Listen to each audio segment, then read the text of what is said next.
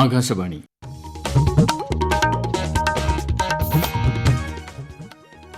നമസ്കാരം. പ്രാദേശിക വാർത്തകൾ വായിക്കുന്നത് തുളസീദാസ് പരമേശ്വരൻ. പ്രധാന വാർത്തകൾ. കോഴിക്കോട് കോർപ്പറേഷനിൽ ഷിഗല്ല രോഗബാധയ്ക്കെതിരായ പ്രതിരോധ പ്രവർത്തനങ്ങൾ വ്യാപിപ്പിച്ചു. ജാഗ്രത കർശനമാക്കണമെന്ന് ആരോഗ്യമന്ത്രി കെ ശൈലജ. സംസ്ഥാനത്ത് ഇന്ന് 5711 പേർക്ക് കോവിഡ് സ്ഥിരീകരിച്ചു.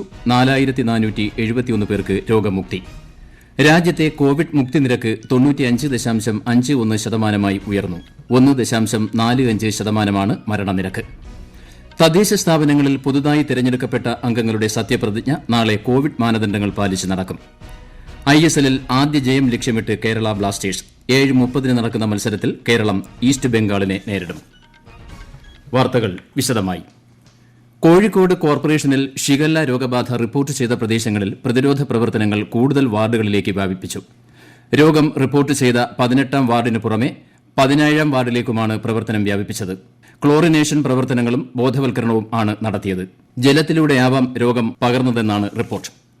ഷിഗല്ലയ്ക്കെതിരെ ജാഗ്രത വേണമെന്ന് ആരോഗ്യമന്ത്രി കെ ശൈലജ. ആരോഗ്യവകുപ്പിന്റെ നിർദ്ദേശങ്ങൾ കർശനമായി പാലിക്കണമെന്നും മന്ത്രി പറഞ്ഞു. ഷിഗല്ല, ഈക്കോളി തുടങ്ങിയ ബാക്ടീരിയകൾ വെള്ളത്തിലൂടെയാണ് മിക്കവാറും മനുഷ്യ ശരീരങ്ങളിലേക്ക് എത്തിച്ചേരുന്നത്. ഷിഗല്ല മനസ്സിലാക്കിയ ഉടനെ തന്നെ ആരോഗ്യവകുപ്പ് വളരെ പെട്ടെന്ന് തന്നെ ഇടപെട്ടിട്ടുണ്ട്. മെഡിക്കൽ ക്യാമ്പ് നടത്തുകയും ജനങ്ങളെ ആകെ ബോധവൽക്കരിക്കുകയും ചെയ്തിട്ടുണ്ട്. ആരോഗ്യവകുപ്പ് പറയുന്ന എല്ലാ നിർദ്ദേശങ്ങളും കൃത്യമായിട്ടും പാലിക്കണമെന്ന് അപേക്ഷിക്കുകയാണ്. കൈകൾ സോപ്പിട്ട് കഴുകുക എന്നുള്ളത് വളരെ പ്രധാനപ്പെട്ട ഒരു കാര്യമാണ്.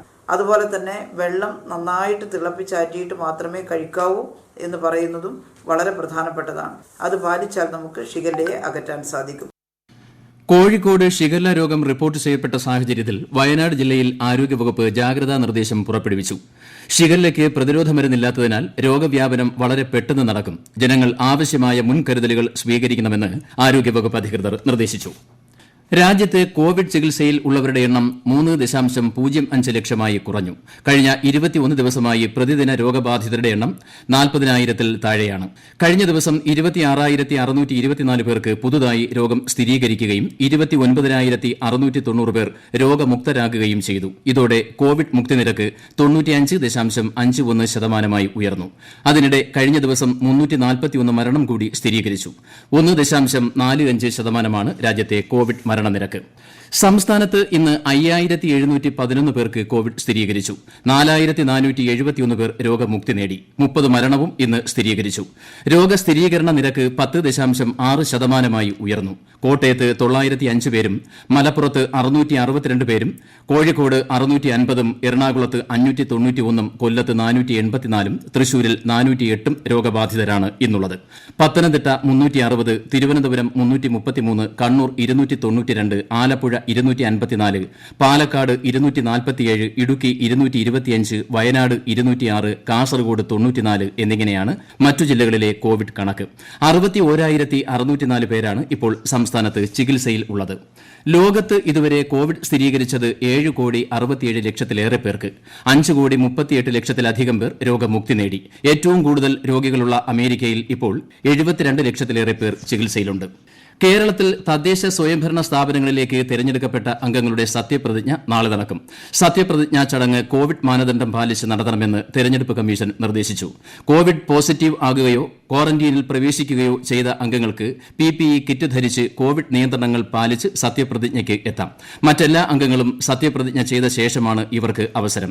ഗ്രാമ, ബ്ലോക്ക്, ജില്ലാ പഞ്ചായത്തുകളിലും മുനിസിപ്പൽ കൌൺസിലുകളിലും രാവിലെ 10-നാണ് സത്യപ്രതിജ്ഞാ ചടങ്ങ്. കോർപ്പറേഷനുകളിൽ രാവിലെ 11:30 ആരംഭിക്കുന്ന ചടങ്ങുകൾക്ക് ജില്ലാ കളക്ടർ നേതൃത്വം നൽകും. ഈ വാർത്തകൾ ആകാശവാണിയിൽ നിന്ന്. കൊറോണ ആശങ്കയല്ല, ജാഗ്രതയാണ് വേണ്ടത്. കേന്ദ്ര ആരോഗ്യ മന്ത്രാലയം പുറപ്പെടുവിക്കുന്ന നിർദ്ദേശങ്ങൾ.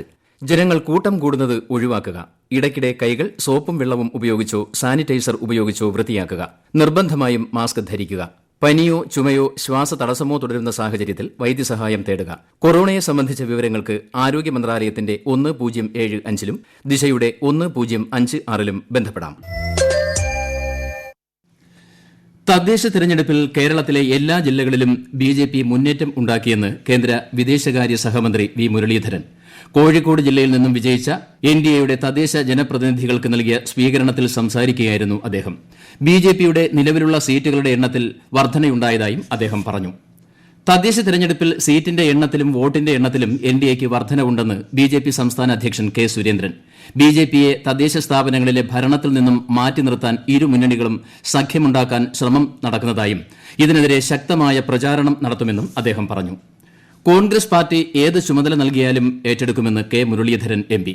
കോൺഗ്രസിൽ നേതൃമാറ്റമല്ല കൂട്ടായ പരിശ്രമമാണ് വേണ്ടതെന്നും യുഡിഎഫിനെ നയിക്കുന്നത് മുസ്ലിം ലീഗ് അല്ലെന്നും അദ്ദേഹം വ്യക്തമാക്കി. കൈമോശം വന്ന കാർഷിക സംസ്കൃതിയെ ദീർഘവീക്ഷണത്തോടെയുള്ള കർമ്മ പദ്ധതികളിലൂടെ തിരിച്ചു കൊണ്ടുവരാനാണ് സർക്കാർ ലക്ഷ്യമിടുന്നതെന്ന് മന്ത്രി ജെ മേഴ്സിക്കുട്ടിയമ്മ. സുഭിക്ഷ കേരളം പദ്ധതിയുടെ ഭാഗമായി കൊല്ലം ജില്ലയിലെ നടക്കൽ സർവീസ് സഹകരണ ബാങ്ക് എഴിപ്പുറം ഗുരുനാഗപ്പൻ പുഞ്ചപ്പാടത്തിൽ ആരംഭിച്ച നെൽകൃഷിയുടെ കൊയ്ത്തു മഹോത്സവം ഉദ്ഘാടനം ചെയ്യുകയായിരുന്നു മന്ത്രി. ശീതകാല പച്ചക്കറികൾ വിളയുന്ന കാന്തല്ലൂർ അഞ്ചുനാട് മേഖലയിൽ പാഷൻ ഫ്രൂട്ട് കൃഷി വ്യാപകമാകുന്നു. ഇവിടെ വിളയുന്ന ഗുണമേന്മയുള്ള പാഷൻ ഫ്രൂട്ടിന് വിപണിയിലും ആവശ്യക്കാർ ഏറെയാണ്. വിശദാംശങ്ങളുമായി ആകാശവാണി ഇടുക്കി പ്രതിനിധി ആന്റണി മുനിയറ. മധുരവും ഔഷധഗുണവുമുള്ള പാഷൻ ഫ്രൂട്ട് കൃഷി കാന്തല്ലൂർ അഞ്ചുനാട് മേഖലയിൽ വ്യാപകമാകുന്നു. ഔഷധമൂല്യത്തിലും വിപണന സാധ്യതകളിലും മുൻപന്തിയിൽ നിൽക്കുന്ന പാഷൻ ഫ്രൂട്ടിന് കിലോഗ്രാമിന് നിലവിൽ 100 മുതൽ 150 രൂപ വരെയാണ് വില ലഭിക്കുന്നത്. വളർച്ചയ്ക്ക് അനുയോജ്യ ഘടകങ്ങളായ തണുപ്പുള്ള കാലാവസ്ഥയും നീർവാർച്ചയുള്ള മണ്ണുമാണ് പാഷൻ ഫ്രൂട്ടിന് ആവശ്യമായിട്ടുള്ളത്. ഈ മേഖലയിൽ കീടരോഗബാധ കുറവാണെന്നുള്ളതും കൃഷിച്ചെലവ് കുറയ്ക്കാനിടയായി. തൈകൾ നട്ടാൽ 9ാം മാസം മുതൽ കായ്ച്ചു തുടങ്ങുന്ന പാഷൻ ഫ്രൂട്ട് വർഷത്തിൽ 6 മാസം വിളവെടുക്കാം. ISLൽ ഹൈദരാബാദ് മുംബൈ സിറ്റിയെ നേരിടുന്നു. ഒടുവിൽ റിപ്പോർട്ട് കിട്ടുമ്പോൾ മുംബൈ 2 ഗോളുകൾക്ക് മുന്നിട്ട് നിൽക്കുകയാണ്. ISL ഫുട്ബോളിൽ രാത്രി 7:30 നടക്കുന്ന മത്സരത്തിൽ കേരള ബ്ലാസ്റ്റേഴ്സ് ഈസ്റ്റ് ബംഗാളിനെ നേരിടും. ഈ സീസണിൽ കളിച്ച 5 മത്സരങ്ങളിലും പരാജയപ്പെട്ട 2 ടീമിനെ സംബന്ധിച്ചും ഇനിയുള്ള മത്സരങ്ങൾ നിർണായകമാണ്. പോയിന്റ് പട്ടികയിൽ 2 പോയിന്റുമായി കേരള ബ്ലാസ്റ്റേഴ്സ് 9ാം സ്ഥാനത്താണ്. അതേസമയം പോയിന്റ് പട്ടികയിൽ അവസാന സ്ഥാനത്താണ് ഈസ്റ്റ് ബംഗാൾ. ഈ മാസം 26-ന് ശേഷം ശബരിമലയിൽ ദർശനത്തിന് എത്തുന്ന അയ്യപ്പ ഭക്തന്മാർക്ക് കോവിഡ്-19 RT-PCR നെഗറ്റീവ് സർട്ടിഫിക്കറ്റ് നിർബന്ധമാണെന്ന് Thiruvithamkoor Devaswom board president N Vasu. 48 മണിക്കൂറിനുള്ളിൽ എടുത്ത സർട്ടിഫിക്കറ്റാണ് കയ്യിൽ കരുതേണ്ടത്. ഈ മാസം 31 മുതൽ ജനുവരി 19 വരെയുള്ള മകരവിളക്ക് ഉത്സവകാലം കൂടി കണക്കിലെടുത്താണ് നടപടി. സ്വർണ്ണവിലയിൽ മാറ്റമില്ല. പവന് 37,440 രൂപയും ഗ്രാമിന് 4,680 രൂപയുമാണ് ഇന്നത്തെ വില. ഈ മാസത്തെ ഏറ്റവും ഉയർന്ന വിലയാണ് ഇത്. പ്രധാന വാർത്തകൾ വീണ്ടും. കോഴിക്കോട് കോർപ്പറേഷനിൽ ഷിഗല്ല രോഗബാധയ്ക്കെതിരായ പ്രതിരോധ പ്രവർത്തനങ്ങൾ വ്യാപിപ്പിച്ചു. ജാഗ്രത കർശനമാക്കണമെന്ന് ആരോഗ്യമന്ത്രി കെ ശൈലജ. സംസ്ഥാനത്ത് ഇന്ന് 5,711 പേർക്ക് കോവിഡ് സ്ഥിരീകരിച്ചു. 4,471 പേർക്ക് രോഗമുക്തി. രാജ്യത്തെ കോവിഡ് മുക്തി നിരക്ക് 95.51% ഉയർന്നു. 1.45% മരണനിരക്ക്. തദ്ദേശ സ്ഥാപനങ്ങളിൽ പുതുതായി തെരഞ്ഞെടുക്കപ്പെട്ട അംഗങ്ങളുടെ സത്യപ്രതിജ്ഞ നാളെ കോവിഡ് മാനദണ്ഡങ്ങൾ പാലിച്ച് നടക്കും. ISLൽ ആദ്യ ജയം ലക്ഷ്യമിട്ട് കേരള ബ്ലാസ്റ്റേഴ്സ്. 7:30 നടക്കുന്ന മത്സരത്തിൽ കേരളം ഈസ്റ്റ് ബംഗാളിനെ നേരിടും. പ്രാദേശിക വാർത്തകൾ കഴിഞ്ഞു. ആകാശവാണി വാർത്തകളും വാർത്താധിഷ്ഠിത പരിപാടികളും all India radio news Thiruvananthapuram എന്ന യൂട്യൂബ് ചാനലിൽ ലഭ്യമാണ്. കൂടുതൽ വാർത്തകൾക്കായി @all India radio news Thiruvananthapuram എന്ന ഫേസ്ബുക്ക് പേജും @AIR News_TVM എന്ന ട്വിറ്റർ ഹാൻഡിലും സന്ദർശിക്കാം. അടുത്ത വാർത്താ പ്രക്ഷേപണം രാത്രി 7:25-ന്.